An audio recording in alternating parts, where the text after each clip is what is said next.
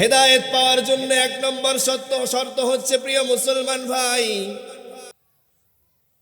তলব থাকতে হবে আল্লাহ তাআলার কথা, আল্লাহর রাসূল সাল্লাল্লাহু আলাইহি ওয়াসাল্লামের কথা শোনার আগ্রহ থাকতে হবে।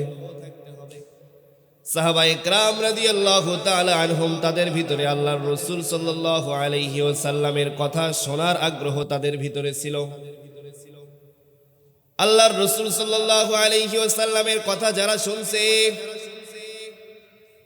আল্লাহ তাআলার দ্বীনের কথা যারা শুনছে, মানছে, আল্লাহ তাআলাকে পছন্দ করছে, আল্লাহ তাআলার দ্বীনকে যারা পছন্দ করছে, দুনিয়া ও আখিরাতে কিন্তু তারা দামি হয়ে গেছে।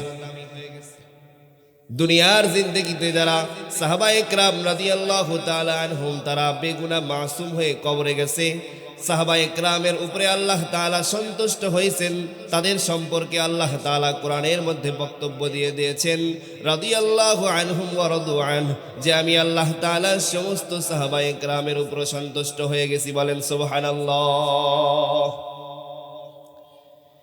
এই জন্য সাহাবায়ে কেরাম রাদিয়াল্লাহু তাআলা আনহুমের মধ্যে সর্বপ্রথম হেদায়েত আল্লাহ তাআলা দান করছেন পুরুষের মধ্যে থেকে হযরতে আবু বকর সিদ্দিক রাদিয়াল্লাহু তাআলা আনহু। আল্লাহর রাসূল সাল্লাল্লাহু আলাইহি ওয়াসাল্লামের নবুয়তের 3 বছর আগে হযরতে আবু বকর সিদ্দিক রাদিয়াল্লাহু তাআলা আনহু শাম দেশে ব্যবসার উদ্দেশ্যে গিয়েছেন। শাম দেশের মধ্যে ব্যবসা করার জন্য চলে গেছেন। ব্যবসা করা অবস্থায় ওইখানে কিছুদিন অবস্থান করছেন। অবস্থান করা অবস্থায় ওইখানে আবু বকর সিদ্দিক রাদিয়াল্লাহু তাআলা আনহু একটা স্বপ্ন দেখছেন। যেই স্বপ্নের ব্যাখ্যাটা জানার জন্য ওই জামানার যে পাদ্রীগুলো যারা ছিল, ওই জামানার যারা বেশি জানতো, তাদের কাছে গিয়ে জিজ্ঞাসা করছে, আমি এমন একটা স্বপ্ন দেখছি, এমন একটা স্বপ্ন দেখছি, আপনি একটু এই স্বপ্নের ব্যাখ্যাটা একটু বলে দেন।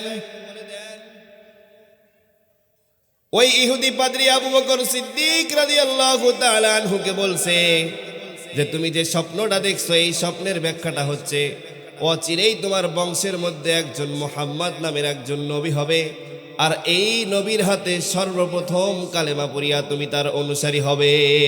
সুবহানাল্লাহ। প্রিয় মুসলমান ভাই, হযরতে আবু বকর সিদ্দিক রাদিয়াল্লাহু তাআলা আনহু ইসলাম গ্রহণ করার আগে আল্লাহর রাসূল সাল্লাল্লাহু আলাইহি ওয়াসাল্লামের নবুয়তের 3 বছর আগে শাম দেশে ব্যবসা করতে গিয়া এই স্বপ্নটা দেখছেন।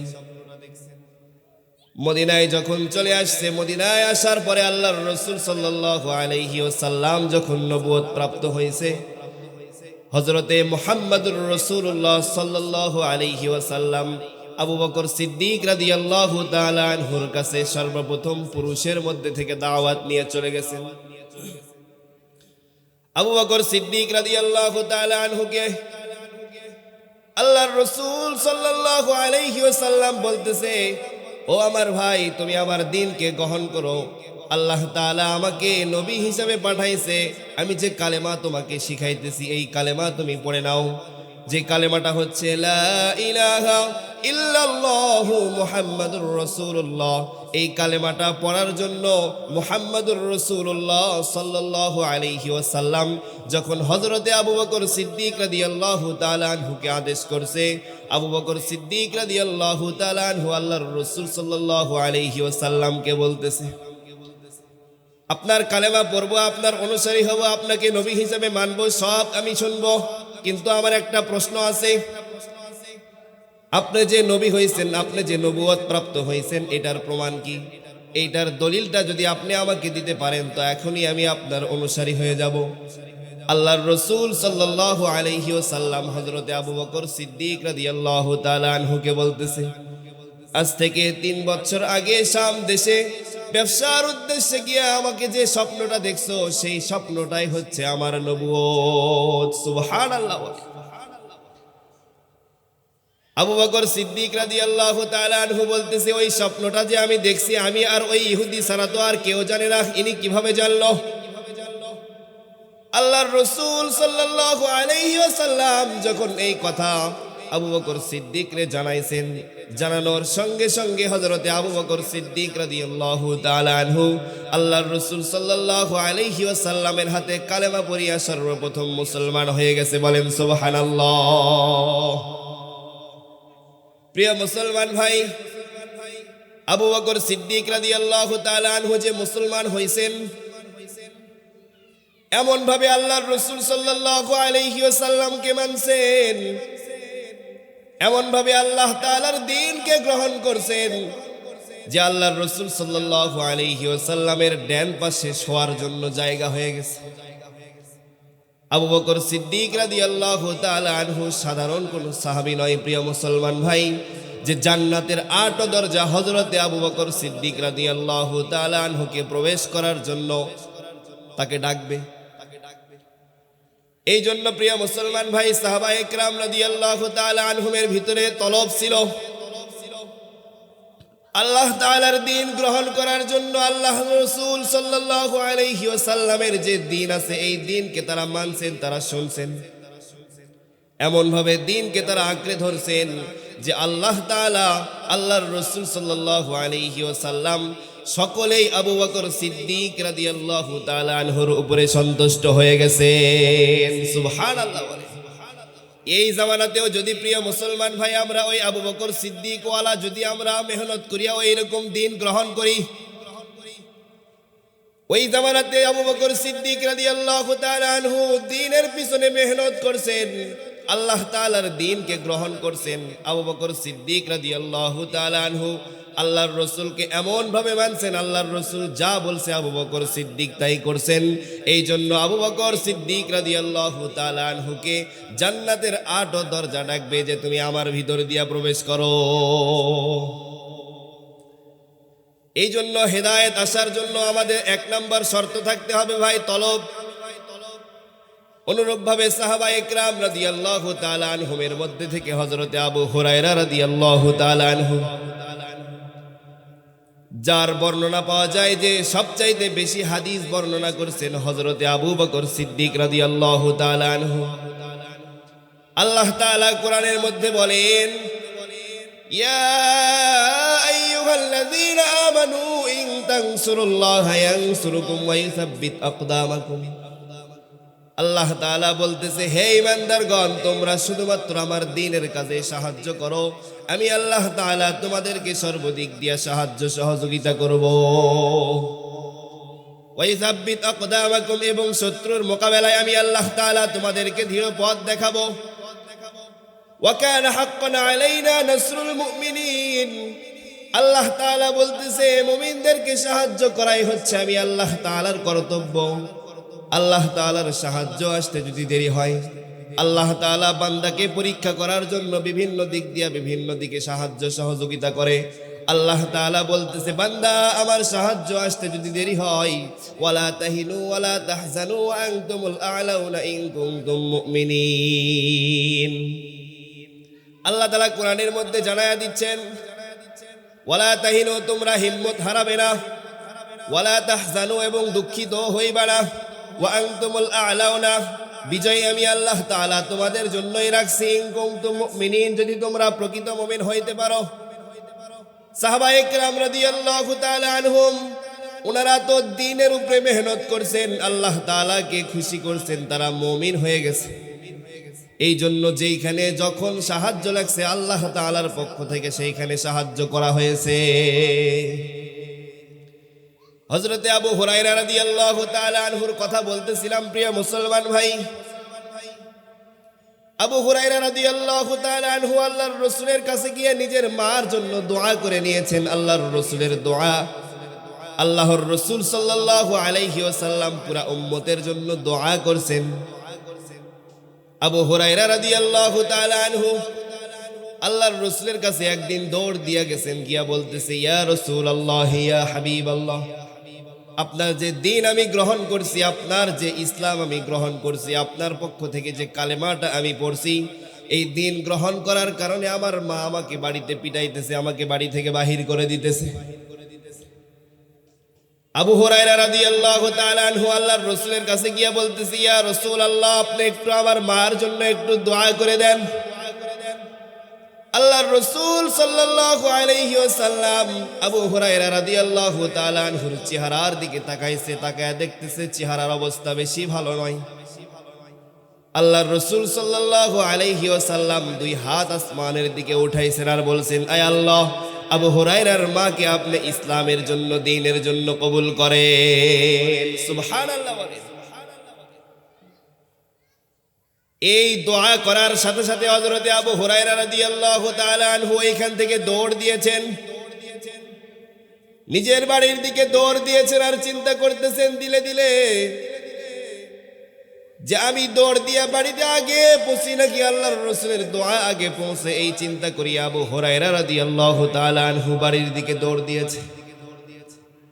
বাড়িতে গিয়া দেখতেছে দরজায় ঠোকা দিয়েছেন, দরজায় ভিতর থেকে পানির আওয়াজ আসতেছে আর মা বলতেছে, বাবা তুমি একটু বাহিরে অপেক্ষা করো। আবু হুরায়রা রাদিয়াল্লাহু তাআলা আনহু বর্ণনা করেন যে আমার মা যখন আমাকে বলছে তুমি একটু বাহিরে অপেক্ষা করো, তো আমি মার কথার অপেক্ষায় থাকলাম। একটু পরে যখন মা আমার দরজা খুলে দিয়েছেন, একটু পরে যখন দরজা খুলে দিয়েছেন, মার সামনে গিয়ে যখন দাঁড়াইছি, মা আমাকে দুই হাত সার করে দিয়ে আমার মা আমাকে বলতেছে আমার বুকের ভিতরে, আয় বাবা। আর নয়, যে অবস্থায় থাকছি এই অবস্থায় নয়, তুমি যে মুহাম্মাদের কালেমা পড়ছো, তুমি যে দ্বীনকে গ্রহণ করছো, ওই দ্বীনের যে কালেমা আছে, আমি মা হয়ে সন্তানের হাতে কালেমা পড়ে মুসলমান হইতে চাই, তুমি আমাকে কালেমা পড়ায়া মুসলমান বানায় দাও। সুবহানাল্লাহ। আবু হুরায়রা রাদিয়াল্লাহু তাআলা আনহু বর্ণনা করেন যে আমি দৌড় দিয়া বাড়িতে পৌঁছার আগে আল্লাহর রাসূলের দোয়া আমার বাড়িতে পৌঁছে গেছে। আল্লাহর রাসূল সাল্লাল্লাহু আলাইহি ওয়াসাল্লাম উম্মত করিয়া সারা জিন্দেগি শেষ করে দিয়েছেন, শুধুমাত্র উম্মত যেন জাহান্নামের পথ থেকে বাঁচিয়া জান্নাতের দিকে যাইতে পারে। সারা জিন্দেগি সব কিছু শেষ করে দিয়েছেন, সব কিছু। শুধু শেষ করে নাই প্রিয় মুসলমান ভাই, উম্মতের জন্য সব কিছু ছেড়ে দিয়েছেন। ইন্তেকালের আগ মুহূর্তে হযরতে জিবরাইল আলাইহিস সালাতু ওয়াস সালাম আল্লাহর রাসূল সাল্লাল্লাহু আলাইহি ওয়াসাল্লামের কাছে তিনটা অফার নিয়ে চলে আসছেন। ইয়া রাসূলুল্লাহ, ইয়া হাবিবাল্লাহ, আল্লাহ তাআলা আসমানের যত ভান্ডার আছে সমস্ত ভান্ডারের চাবি আপনাকে দিতে চাচ্ছে, আপনি নেন। আল্লাহর রাসূল বলছেন, না আমার চাবি লাগবে না। দ্বিতীয়বারে অফার করছে, ইয়া রাসূলুল্লাহ, আল্লাহ তাআলা জমিনের যত ভান্ডারের চাবি আছে সমস্ত ভান্ডারের চাবি আল্লাহ তাআলা আপনাকে দিতে চাচ্ছে, আপনি নেন। আল্লাহর রাসূল সাল্লাল্লাহু আলাইহি ওয়াসাল্লাম তারপরেও বলতেছে, না আমার জমিনের ভান্ডারের চাবিও লাগবে না। তৃতীয়বারে অফার করছে প্রিয় মুসলমান ভাই, তৃতীয়বারে অফার করতেছে, ইয়া রাসূলুল্লাহ, মক্কার যত পাহাড় আছে সমস্ত পাহাড় আল্লাহ তাআলা আপনার জন্য স্বর্ণ বানায়া দিতে চাচ্ছে, আপনি নেন। আল্লাহর রাসূল বলছে, না তাও লাগবে না। জিবরাইল আলাইহিস সালাতু ওয়াস সালাম আল্লাহর রাসূল সাল্লাল্লাহু আলাইহি ওয়াসাল্লামকে বলতেছে, ইয়া রাসূলুল্লাহ, আসমানের ভান্ডারের চাবি আপনি নেবেন না, জমিনের ভান্ডারের চাবিও আপনি নেবেন না। মক্কার যত পাহাড় আছে সমস্ত পাহাড় আল্লাহ তাআলা আপনার জন্য স্বর্ণ বানায়া দিতে চাচ্ছে, তাও নেবেন না, তো নেবেন কি? আল্লাহর রাসূল সাল্লাল্লাহু আলাইহি ওয়াসাল্লাম দুই চোখ দিয়া ঝর্ণার মতো পানি ফালায়া দিয়া দিলের ভিতরে উম্মতের ব্যথা নিয়ে বলতেছে, জিবরাইল, কিয়ামতের দিন সমস্ত উম্মতকে নিয়ে আমি জান্নাতে যাইতে চাই। সুবহানাল্লাহ বলেন। এই জন্য প্রিয় মুসলমান ভাই, আল্লাহর রাসূল সাল্লাল্লাহু আলাইহি ওয়াসাল্লাম উম্মত করিয়া দুনিয়াতে সব কিছু ছেড়ে দিয়েছেন, সব কিছু। শুধুমাত্র উম্মত যেন কি থাকে, দ্বীনের উপরে থাকে, উম্মত যেন কোরআনওয়ালা হয়, উম্মত যেন কোরআনের উপরে প্রতিষ্ঠিত থাকে। এই জন্যই তো ভাই আল্লাহর রাসূল সাল্লাল্লাহু আলাইহি সাল্লামকে জিজ্ঞাসা করা হয়েছিল, ইয়া রাসূলুল্লাহ, আপনি বড় নাকি কোরআন বড়? আল্লাহর রাসূল সাল্লাল্লাহু আলাইহি সাল্লাম বলছে, আমার চাইতে কোরআনই বড়। কারণ আল্লাহর রাসূল সাল্লাল্লাহু আলাইহি ওয়াসাল্লামের উপরে আমাদের কোরআনকে কি করা হয়েছে? নাজিল করা হয়েছে। রাসূলের উপরে আমাদের কোরআনকে কি করা হয়েছে? নাজিল করা হয়েছে। সেই কোরআন আমরা পাইছি শ্রেষ্ঠ নবী পাইছি, শ্রেষ্ঠ উম্মত আমরা হইছি। আল্লাহর রাসূল সাল্লাল্লাহু আলাইহি ওয়াসাল্লাম সমস্ত নবীদের মধ্যে থেকে আমাদের নবী কি সবচাইতে বেশি দামি। আল্লাহ তাআলা দুনিয়াতে যত নবী পাঠাইছেন, হযরত আদম আলাইহিস সালাতু ওয়াস সালাম থেকে শুরু করে মুহাম্মদুর রাসূলুল্লাহ সাল্লাল্লাহু আলাইহি ওয়াসাল্লাম পর্যন্ত যত নবী এবং রাসূল আল্লাহ তাআলা পাঠাইছেন, সমস্ত নবী এবং রাসূলদের মধ্যে থেকে আমাদের নবী সবচাইতে বেশি দামি। আর যত নবীর উম্মত আল্লাহ তাআলা পাঠাইছেন, দুনিয়াতে আল্লাহ তাআলা যত নবীর উম্মত পাঠাইছেন, সমস্ত নবীর উম্মতের মধ্যে থেকে আমাদের নবীর উম্মত আবু বকর সিদ্দিক তেমন দামি। কেন দামি হইছে? কোরআন ওয়ালা হইছে, কোরআন অনুযায়ী দুনিয়ার জিন্দেগি কাটাইছে, এই কোরআন বুকের মধ্যে আঁকড়ে ধরছে। হেদায়েত পাওয়ার জন্য যা যা করতে হয় সব কিছু দুনিয়ার জিন্দেগিতে করছে।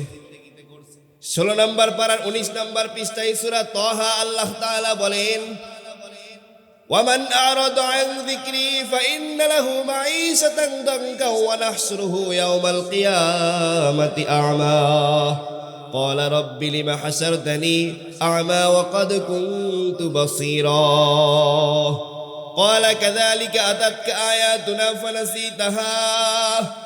আল্লাহ তাআলা বলতেছেন, ওমান আ'রাদা আন যিকরি, দুনিয়ার জিন্দেগিতে আমি আল্লাহ তাআলার কোরআন যারা পড়বে না, যারা মানবে না, বুঝবে না, শুনবে না, পড়বে না, তাদের সম্পর্কে আল্লাহ তাআলার বক্তব্য, ফাইন্না লাহু মাঈশাতান দনকা, আল্লাহ তাআলা দুনিয়ার জিন্দেগিতে এমন বান্দাদেরকে শাস্তি দিবে, হচ্ছে তাদের জীবনকে সংকীর্ণ করে দিবে। ফাইন্না লাহু মাঈশাতান দনকা, আল্লাহ তাআলা এমন বান্দাদের জীবনকে সংকীর্ণ করে দিবে।